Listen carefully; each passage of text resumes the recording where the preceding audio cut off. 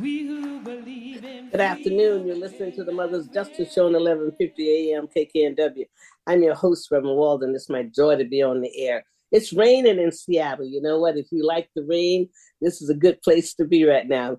If you want to be on the beach, you might want to be in Hawaii or down in Florida. Maybe not Florida, but someplace on the beach. And maybe San Diego might give you a little something. I don't know.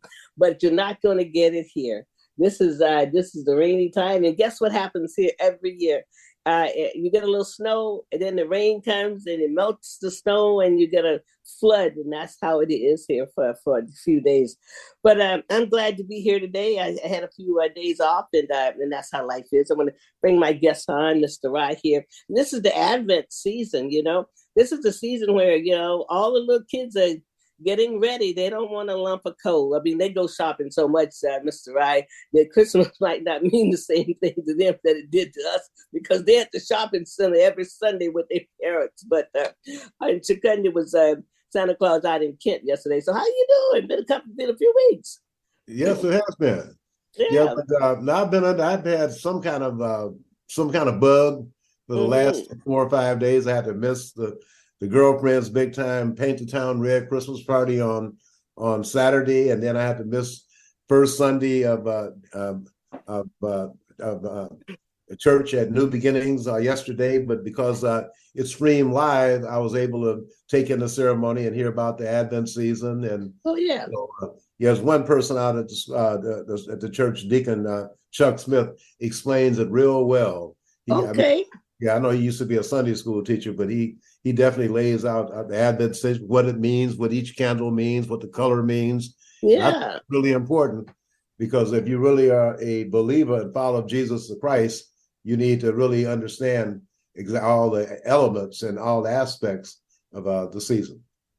Well, I think I put his name. I might call you and get his number and see if he wants to come on. I'm gonna have Reverend Hall next week too, but I could have both of them on to talk about the Advent season. He would be really good. He's really good. Well, then I'll get his number from you. Okay.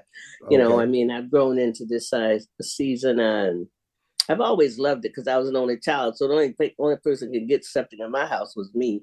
So you were fortunate. We had 5 for a long time, and then along came 6.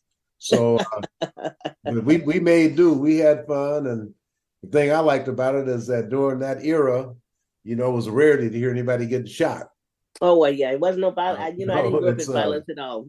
I don't know nothing about this reality that young people have right now and what's going on and how we got this way. I don't know. When you have 13, 14, and 15-year-old kids doing something, you really got to look at the family, at the house. Oh, that's right. But you also got to look at all these places where all the money is going to, and some of these kids have already been diverted out more than once. And what you and I know, Mr. Rye, because we came through a different time.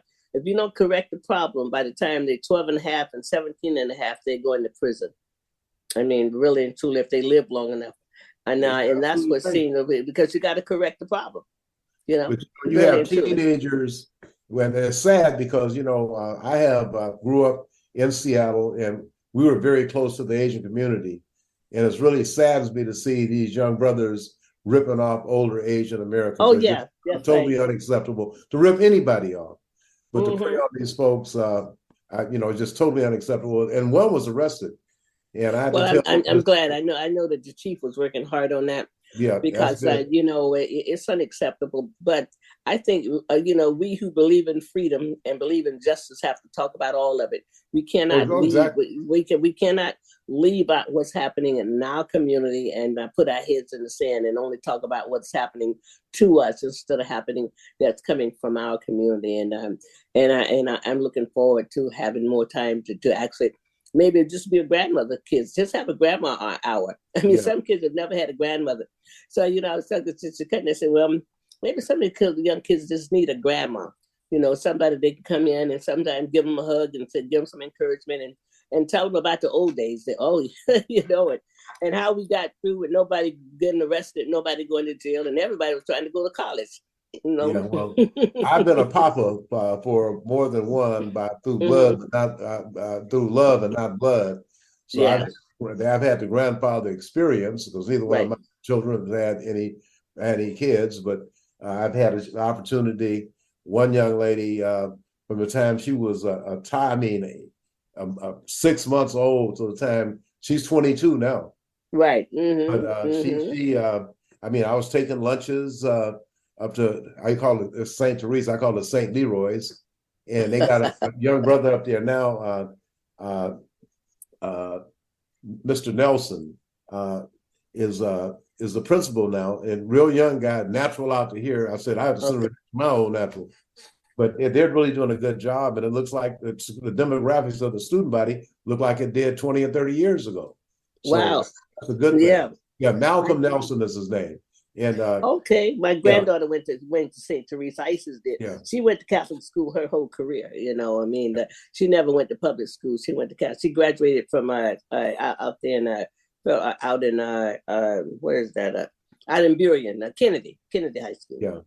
Yeah. Well, my daughter Angela went to when she was in Campy preschool, where my kids got endeared to Tina Fleming. That's right. My kids was there with Tina Fleming, too. Yes, yeah. She also went to King Early Childhood, right. And I'd have to catch the bus a lot of times.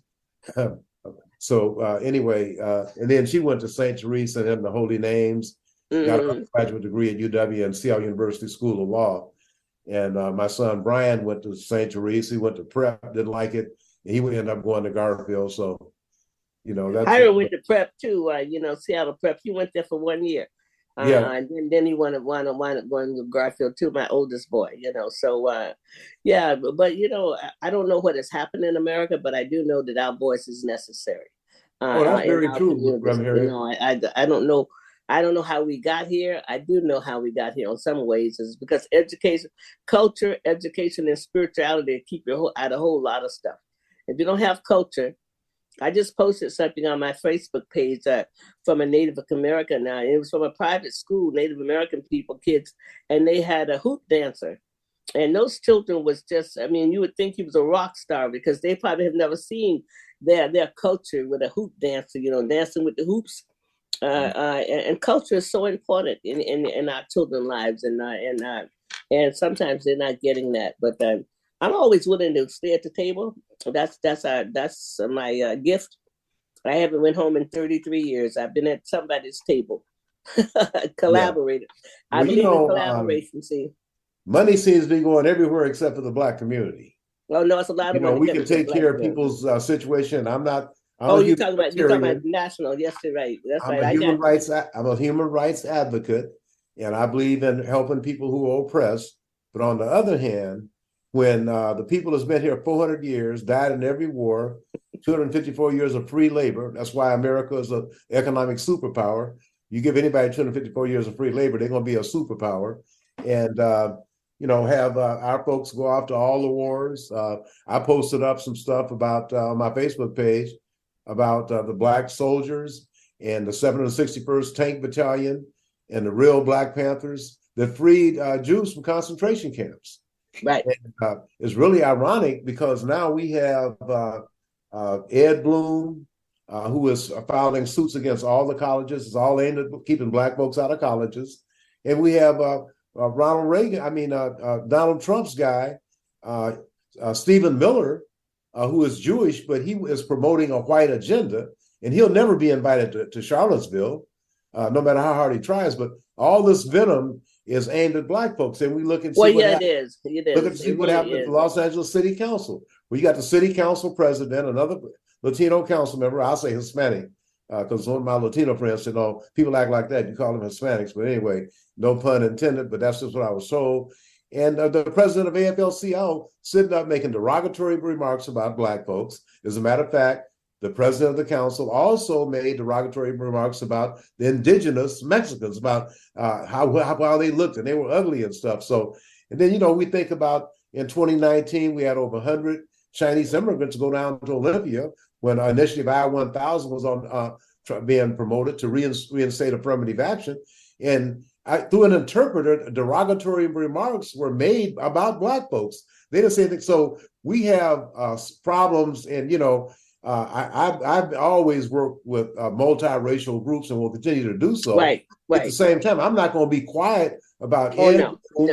and Stephen Miller doing things to hurt Black folks. Well, and I haven't heard any of my progressive friends they're not stand going up to and say say anything about what they're doing. No, they're not. One thing. Somebody put the tweet out there, and I added on to it because Omai told me it's like going to a dinner party. So you don't have to know him. You go to dinner party and you butt into people's conversation at the dinner party. So he told me that's what Twitter was like. So I butted in. But this guy, I mean, he was talking about the white, the white liberals who absolutely I don't want to, will never want to give leadership to black people, and and I said some things about that too. But I think if we could just come to understand that hatred is in America against us, and we don't want to recognize it. You read the founding fathers' literature, you go all the way back to Thomas Jefferson. All of these people, as I had all these horrible things to say about us. And so everybody else who come to America add on to the rhetoric, and they got here because of our work, except for, but how do we get our own people educated enough so they'll stop acting? I mean, because, if we could get our young people and other people to be, like Marcus Garvey say, up you might erase, accomplish what you can. And with confidence, you win. And without confidence, you lose. I mean, for me, it's America. If America goes down in flames, nobody's coming to liberate us, not Americans. And hatred would be the death of America. Well, hatred is alive and well right now. It is, and the Democrats and I'm opposed to all forms of hatred. I'm opposed to. I believe in resolving things on a peaceful, nonviolent way. Oh yeah, I do too. I'm very disappointed with the fact that our country would continue to support what's happening in Gaza. I mean, I'm just saying. Oh yeah, it's over here. It's overdone. I mean, it's like for every a Jewish individual who lost his life, they want to kill 25 to 30,000 Arabs and Palestinian people, and people don't realize that they were on the land since the first century. They've been there. They're not newcomers to the land. That's the rhetoric that Americans don't know. But I want to be on the right side of history, and I'm not taking. I'm for peace. I'm for peace for everybody getting what they need. I mean, and that kind of stuff, and all the children. I mean, I'm for the children coming out of trauma, whether it's our kids hearing bullets every night, seeing their friends get killed, or people around the world getting killed. I mean, if violence could do this by now, we'd have been there by now. So anyway. The other thing is, I would encourage people to go to the Washington Equity Now Alliance, WINA, which Jesse Weinberg was one of the co-founders. They have a complete documentation of what I just mentioned about Ed Bloom and Stephen Miller is on their website about the atrocities that they're portraying on especially blacks, and to have recruiting 1,000 attorneys to oppose affirmative action and admissions at colleges. Now we got a situation where the voting rights is being gutted. And see, we're back to the 1800s, and if we could understand that, they intended this is a Southern strategy. They've been working on this ever since Johnson signed the Civil Rights Act, and our leaders did not teach us about this. I had to find out about the Southern strategy. Their own point, and then they got Reagan. Reagan came to help them, and now they got this other guy. They're on point to taking back everything that Johnson signed into law. I mean, that is the goal. But we have been dancing on another tune and not understanding the Southern strategy. The Southern strategy said they want everything back. They want us back to Percy versus Ferguson. A black man has no rights that a white man has to adhere to. And I say this every time I say this, until we understand the economic power we have and exercise that power and go from November to Easter Monday, not buying nothing in America, is when we'll get some respect. Well, the sad thing is we have black men and women in the military all around the world on battleships over in the Mediterranean Sea, off Taiwan, soldiers and bases in Japan, the Philippines, everywhere, protecting everybody else's freedom except ours. Now, these black folks over there, they got to feel awfully bad. Here you are in the military, and right now, your people at home might not have a right to vote. Yeah, you but know what? you're They don't defending have a someone clue else's about this. freedom. You know, you want to give them a lot more credit than they did when they came out of World War II, or came out of the Vietnam War, came out of some of this other. I mean, these are young people that have no connection to history. So I think you want to give them a lot more history than they would have connection to. I mean, I think the only way out of this is economic. Is Well, doing the economic. situation we're talking about is here and now, Right. and that message has got to be sent. Why are Black men and women all around the world fighting for someone else's freedom when our freedom is at peril right now in the United States of America? I mean, our Well, they enemies won't are even. not They won't even abroad. appoint. These people won't even appoint a black.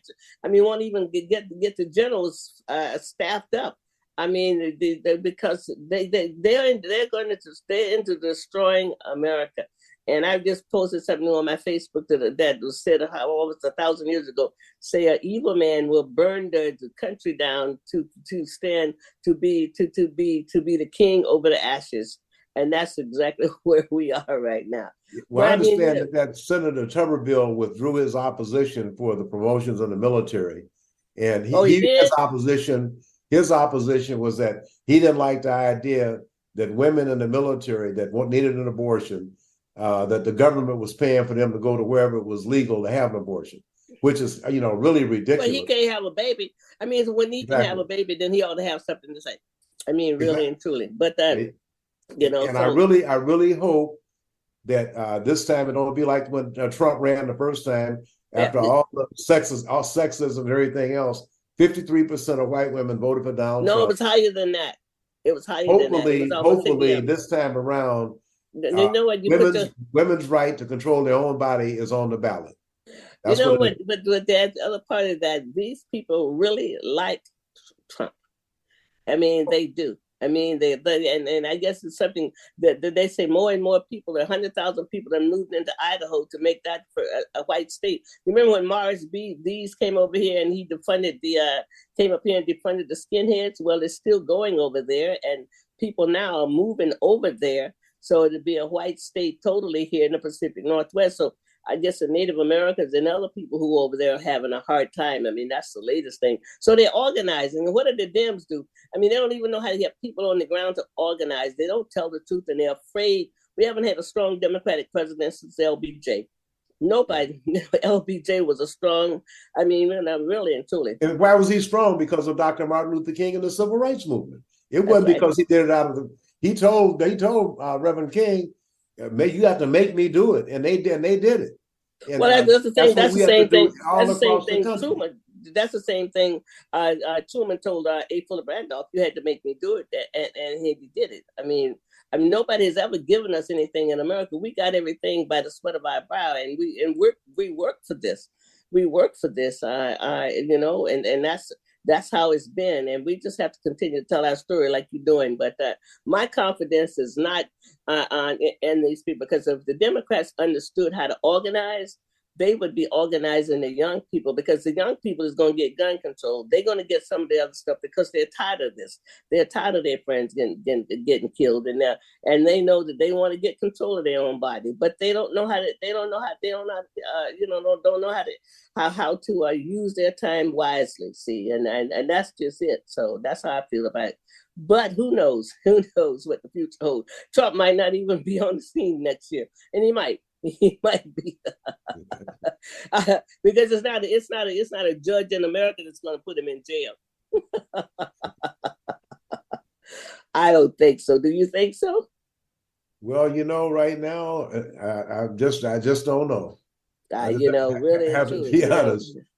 I mean, because look at, even if they don't even give him a real gag order, I mean, they kind of slap stuff on him, and I mean, everybody is afraid of him, and that's just it. Everybody seems to be afraid of him, and the Dems really are afraid of him because they won't take him on no kinds of ways. See, So anyway, I bought that ticket for my grandmother, and we get a better judges. I mean, because see, if the Democrats had talked right in 2016, Trump would have never got in there, because it was always about the Supreme Court, and they knew that. See.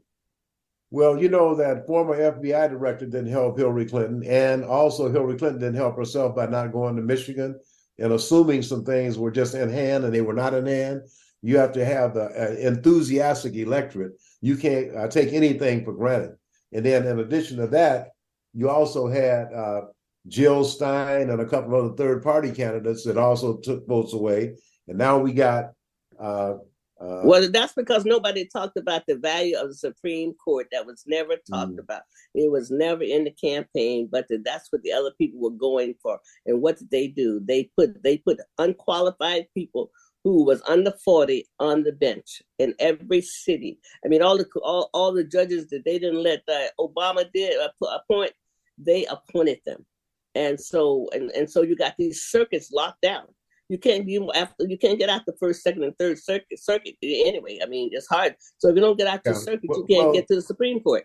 The other thing is that we are very disappointed with Merrick Garland, who will not investigate discrimination against Black folks. Well, that's and he's the Attorney General, and he has right. a sister, Kristen Clark. I had a letter that went to Merrick Garland with all kind of documentation, letters of support from Senator Patty Murray, Congressman Benny Thompson, Congresswoman Marilyn Strickland, Congressman Adam Smith, and the letters were included with the document. Kristen Clark sent a letter back. They sent over to the Department of Transportation. What does the Department of Transportation have to do with discrimination across the board in Washington State? So they're not willing to give up whiteness to help us. That's what the white privilege. White privilege would be the death of America. Okay, and really, if they're not willing to give it up. Because some of this stuff, if you cross the line, you are leaving your white privilege and you're helping other people. It's their privilege. He doesn't have to. He doesn't well, have I'm appealing. I've sent appeals to Mark Morial, the national president of the Urban League, to Derek Johnson, the national president of the NAACP. I just sent stuff off to Hakeem Jeffries' office, to Mr. Wayne Williams as deputy deputy chief of staff, and I'm going to send stuff to Senator Warnock.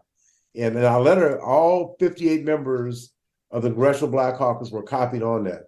But I want to make sure it gets to people in the office to see how long they're going to let Merrick Garland do this to us.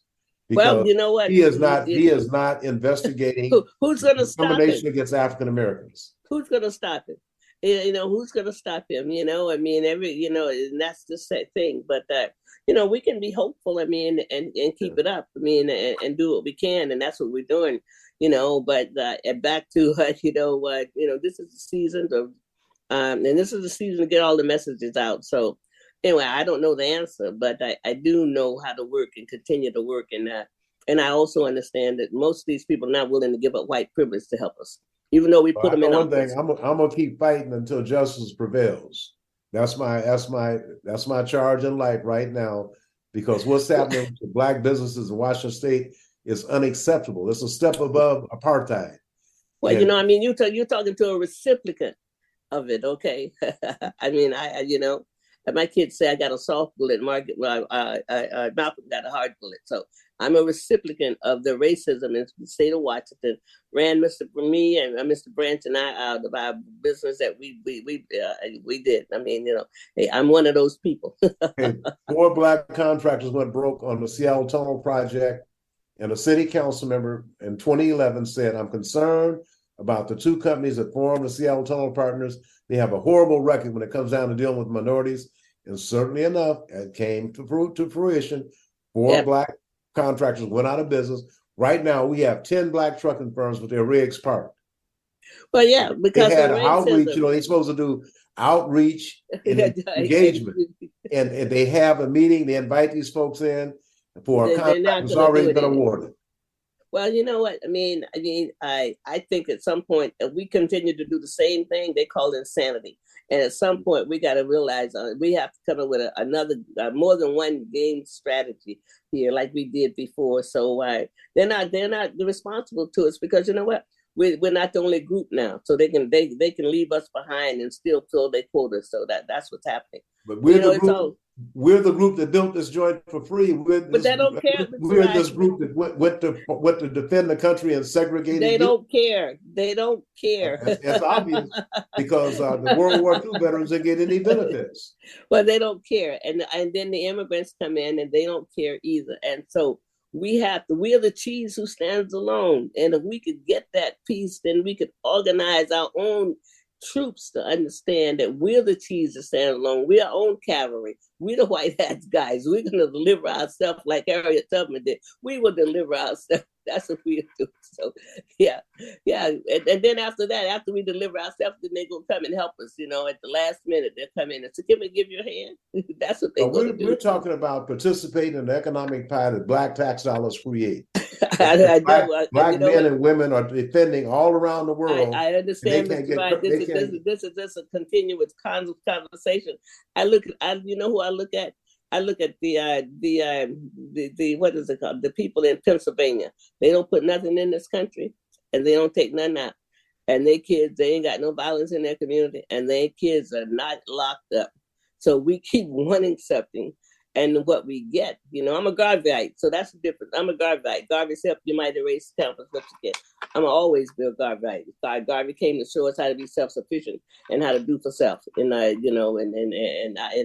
that's where I'm at. So, but anyway, this is always good because it takes all of us to make it good. So, hey, you have a good rest of the week, and we'll be talking real soon. And let me know about Martin Luther King, and all of that organizing, so mothers can be involved. Yeah. Matter of fact, we had a meeting this morning with Opportunity Fair, which is provide opportunities, not just come, hear the rally, go to the workshops, to march, and feel good that day. We also have a lot of people in need who in minimum wage jobs, a chance for training. So we have about 50 business. We have a real good group of people working, really committed to uplifting other folks. Right, because we need to get these teenagers working so they can put down them guns. Because that's where the employment is. But we got to train them up to work. Yeah, we got to get them out. We got to get them out the houses in the daytime to go to work somewhere. Yeah. So you want me to contact Deacon Chuck Smith? Yes, please. About admin? Okay, I certainly will. Thank you so much. Okay, right, thank you very much, Reverend Harry. Appreciate it. Thank you. You listen to the Mother's Justice Show at 11:50 a.m. KKNW. I'm your host, Reverend Walton. I love being on the air. Thank you. We'll be right back. The King County Sheriff's Office is proud to support the Mother's Justice Show. We're an equal opportunity employer that recruits, hires, and trains qualified and diverse police officers to practice constitutional policing throughout King County. With a starting salary of $62,000 a year, scheduled pay increases along the way, generous health, dental, and vision insurance, and a take-home car upon successful completion of field training. This can be an attractive and rewarding career. So join us and be a person that serves their community and helps to bring about positive change. For more information on becoming a member of King County Sheriff's Office, go to our website, kingcounty.gov/DEPTS/sheriff. That's kingcounty.gov/departments/sheriff. Or get more information by calling 206-263-KCSO. That's 206-263-KCSO. The Mother's Justice Show is brought to you by H.G. Walden and the Virtues Healing Circles. Join us for Wisdom and Wellness with Reverend Walden, a monthly virtual and in-person healing circle that focuses on community healing and growth. Learn more at virtueshealing.com. That's virtueshealing.com. Also, be sure to join our healing group on Facebook. Again, visit us at virtueshealing.com today. Talk radio with a purpose. Alternative Talk 1150. Good afternoon. You're listening to the Mother's Justice Show at 11:50 a.m. KKNW. I'm your host, Reverend Walden. It's my joy to be on the air. And we spend a lot of time talking about all the other things in the world. And sometimes we just need to look at how we can just bring some uplift. I mean, I'm enjoying the Advent season. I mean, more so than usual, I believe, because of all this going on in the world.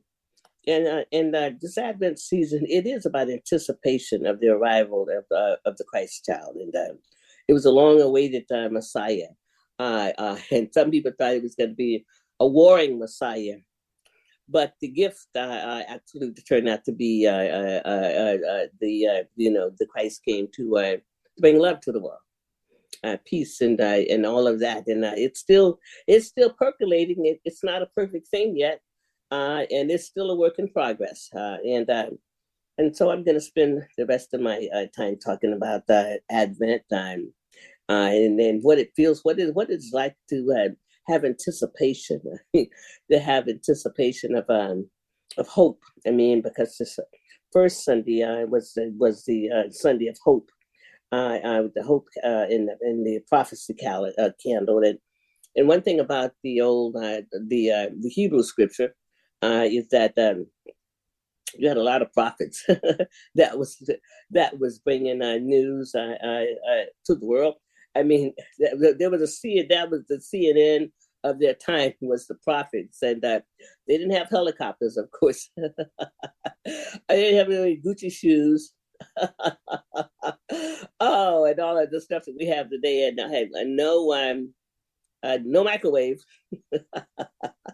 None of this easy stuff, that we have today. I mean, the life was hard. I mean, and they probably went to bed early because there was nothing to distract them. But the same amount of stuff that was going on then, it's going on now. It's going on. It's I mean, people in darkness in a lot of ways, with believing that that violence was the way, and but they were looking for a Messiah to come and help them fight Rome. I mean, they wanted to be free, and they were looking for a Messiah to come. And the Messiah that did come, was not a warrior the way that they thought he would be. I mean, the Christ consciousness is not a warring consciousness. It really is about something else, opposite to war. And they cannot exist. Love and hate cannot exist in the same space. It is not possible for their love and hate to be in the same place. I mean, they can be infinite. I mean, but hate is not ever infinite. It's a finite energy, although we think it's that. So because sometimes it's so rampant and it's everywhere, you see it. But in the midst of that, we're supposed to be looking for something else. We're supposed to be looking for, in the midst of all of this that's going on in the world, we're supposed to be looking also for what did the master teach us, and so this Sunday was about hope, and hope. One thing about hope, you can even look at hope like the little kids be looking at hope. It's a feeling of expectation and a desire for a certain thing to happen. And the young kids are getting full of hope right now. Of course, they get stuff all year round. Christmas is not the same for this generation.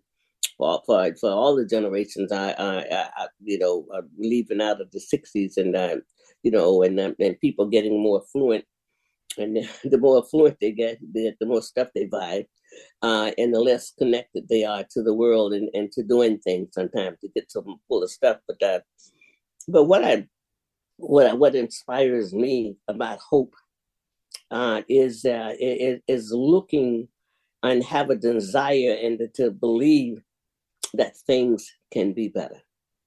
As Jesse Jackson used to say, keep hope alive. Without hope, I think the soul kind of shrivels up, and you don't have much life. I mean, because hope gives you energy to look for another day, or to hang on, and to have that desire that something good can happen. And especially when we don't put our hope in man. Man disappoints, but the spirit of the Most High God is with us, always is with us. I mean, it's an infinite spirit, and we can never be where it's not. That's the beauty of spirituality. Yeah, I mean, it's everywhere. I mean, God, the goodness is in it's infinite and it's everywhere. But sometimes we don't understand that, and then we're looking for it in a different way. But it's always there. And then with that, it's a feeling of trust, and that's what we need to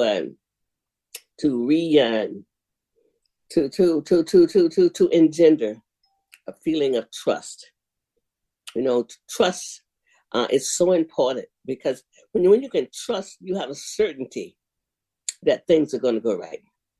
I mean, you can just trust that, I mean, the certainty, like fall always comes. I mean, if you want to be less esoteric, you can trust that fall always comes. I mean, fall does not come in April. You can trust that. If you need a visual idea to engender hope, then you can look at nature. I mean, we will not have fall in April. I don't care how much global warming we're going to have. And then who knows if it's, I mean, we haven't been on the planet a billion years. We haven't lived 1,000 years. So we don't know what, we got some science out there that, and telling us stuff, but we don't know what has happened every 10,000 years, every 100,000 years, every 150,000 years, a million years. We don't know what the cycle is on Earth. But what we do know is that the humans in the last 500 years, the wild card in all of this that we see that's going on in the world, or because when the colonizers came to all the continents, they found splendor, beauty, plenty. Oh, fertile this, fertile that. There was no dust bowl in the plains, and so the new arrivals didn't understand that because they came from Europe and did not have a lot. But when they went to all the other countries and the continents, North America, South America, and all of the islands, they found plenty. There was no starving people there.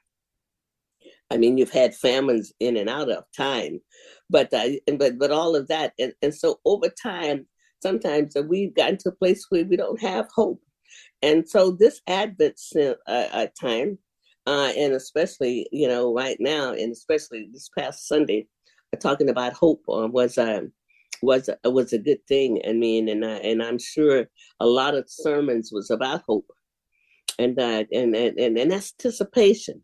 And trusting. It's good to trust. It's good to trust with certainty that that you have a strong belief that life is going to be good, or that something that good is happening to you. And sometimes we have a trust in a reverse way, that every time I go somewhere, something is bad and something bad always happening.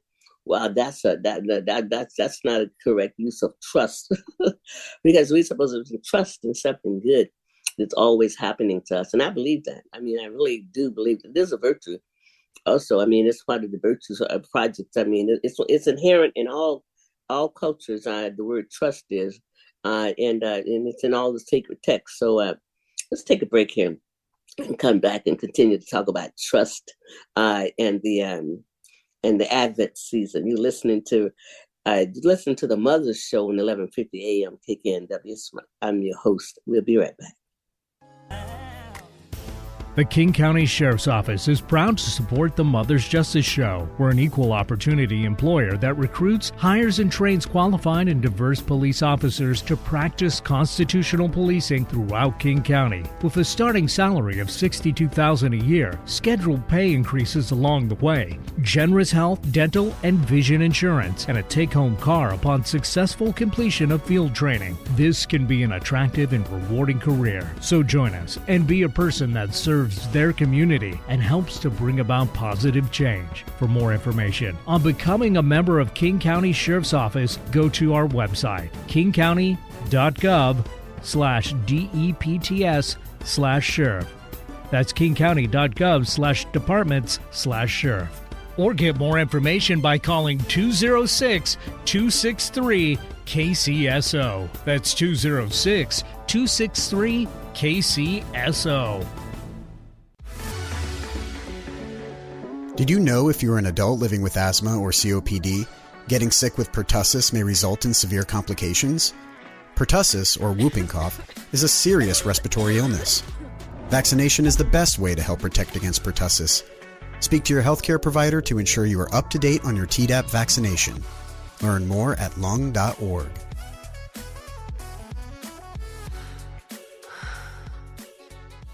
The Mother's Justice Show is brought to you by H.G. Walden and the Virtues Healing Circles. Join us for Wisdom and Wellness with Reverend Walden, a monthly virtual and in-person healing circle that focuses on community healing and growth. Learn more at virtueshealing.com. That's virtueshealing.com. Also, be sure to join our healing group on Facebook. Again, visit us at virtueshealing.com today. Miss a show on KKNW? Check out 1150kknw.com for podcasts of many of our programs. That's 1150kknw.com. Good afternoon. You're listening to the Mother's Justice Show on 1150 AM KKNW. I'm your host, Reverend Walden. It's my joy to be on the air, especially this time of year, even more so, because I get the excitement of a child, you know what I mean? So it's okay to be childlike sometimes. It really is. I mean, I think it keeps us on the planet longer. It keeps us in our, keeps us well to actually be okay like a kid. It's like, okay.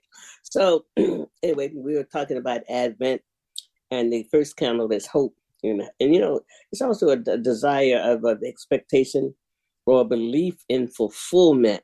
So that means you got to see the end of it. You got to be able to feel it or have an anticipation that it's going to go well. You're hoping for the fulfillment of it. And children are such a best example of this time of year because they absolutely see it to the end. They believe without a shadow of a doubt that the fulfillment, the expectation, that the belief is it's going to be fulfilled. And I think it's all laid out to teach us to wake up and to have a lot more humanity for ourselves, for the world, for other people around us. I mean, because one thing about this time of year, there is an invisible hand. That's what Adam Smith says. He said capitalism would have an invisible hand that impels it to do good at some point in time. And it happens from Thanksgiving till the end of January, to the end of December, and then that invisible hand stopped being there on some level. But there's something about this time of year and about hope. And I always believe if we could take this expectation and a belief in the fulfillment of good, and hope and joy and plenty into the next year and live in that expectation for a whole year.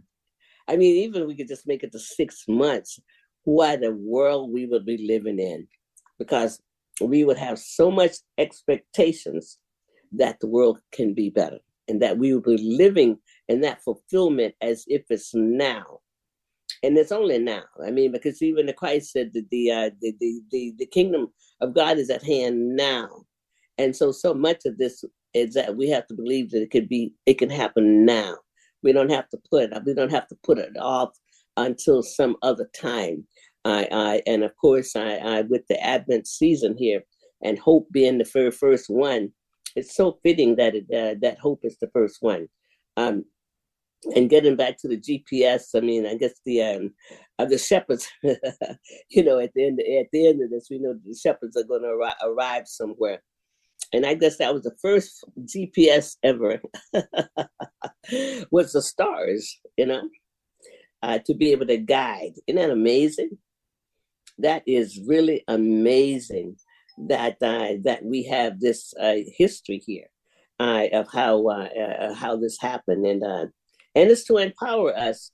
I mean, I think the scripture for me is a book of empowerment, because if we look at Genesis 1, I says that God made everything good and it was perfect. It was perfect. Everything was good, and we were made in that image. So according to Genesis 1, we are perfectly, because we are made perfect by the image of what created the world, and God called it good and very good. But the rest of the Bible is about redemption. I mean, they didn't believe it could be good. So they created everything else in the human consciousness. We have had most of those stories to go through our lives. I mean, we've been all of that. We've been the prodigal son, left home, and thought we could do everything ourselves, and had to go back to our father's house. I mean, go back to the Creator to get some more knowledge and spirituality. So all of the stories are ours, and so I'm choosing to stay in Genesis 1. And for my belief, I'm saying, well, God created everything good, and it's supposed to be good for us. I mean, it's supposed to be good and very good. So for me, hope is good because I can see and feel what hope does. And I've been, I've been a mother. I have children and grandchildren, and I understand what it does to young people. And we have generations of young people, right? Young people who actually don't have hope. I mean, it's like, wow. I mean, I understand that. I grew up during the Bay of Pigs. We were crying, didn't think we were going to graduate. We thought the world was going, and we thought that it was going to be the end of the world. We were crying in 62, and, and then, graduated in 63. But so I understand what it feels like when you're 17, 16 years old and you have all your goals and then the world looks like it's going to end. So you're wondering about where are you going to be at? Well, it's not ending, that's for sure. And what I believe with hope is first candle. We stay in hope with expectation. And it is the more we can trust, and it's so appropriately to have trust here, because it is with certainty you can believe that the sun's going to come up. Now that's a certainty for you. So if you can't start anywhere else but trusting, because if you go up in an airplane right now and you get up above 35,000 feet, you're going to see the sun. The sun never goes away. And then when you're sleeping, I used to tell my kids that the sun had gone to bed, which is not true. I mean, I might not have had that a keen awareness at that time because it's in the southern hemisphere. And so, I mean, you get up on a cloudy day, you think it's cloudy. It's not cloudy. The sun is up there doing what it does, shining, waiting on the clouds to move out the way. And that's a certainty. And I think hope can be a certainty when you understand it, that you can hope and you can live in the fulfillment of already receiving what you're hoping for. But that takes some mental staying power. And that's why, I mean, the next 4 weeks, I'm sure we're going to go through more of the what next Sunday is for Advent. And I used to buy Advent candy, calendar, and had candy on behind it. And somebody don't know would always eat up all the candy. I mean, if you have more than one child, you've had don't know in your house, and don't know is always so. Don't nobody know. Don't nobody know how it got to happen. But somebody was always be crying because if it was your day to get the candy, somebody would have eaten your candy up. And it was always a trouble with the Advent candy because don't know was just eating up everything. But keep hope alive, as Jesse said, and that's really what this is about here. I can feel this. I can feel the excitement. I can feel what it feels like to live in anticipation of fulfillment, and that gets us, that keeps our keenness alive, and it keeps the children. Every household is different. Some kids know who's bringing the toys, and some kids learn it later, and that type of stuff. But the families who get in the kitchen and make things together, and I never was one of those persons. I never made a gingerbread house in my life. I mean, if anybody out there who's ever made a gingerbread bread, maybe you can get in touch with me. But I've never made one. And remember, you can catch our show on the podcast also later. But I did like the decorations, and I used to make my own. I would sew up little stockings and put rip and put trimming around it and those kinds of things. So and I can cook a little bit.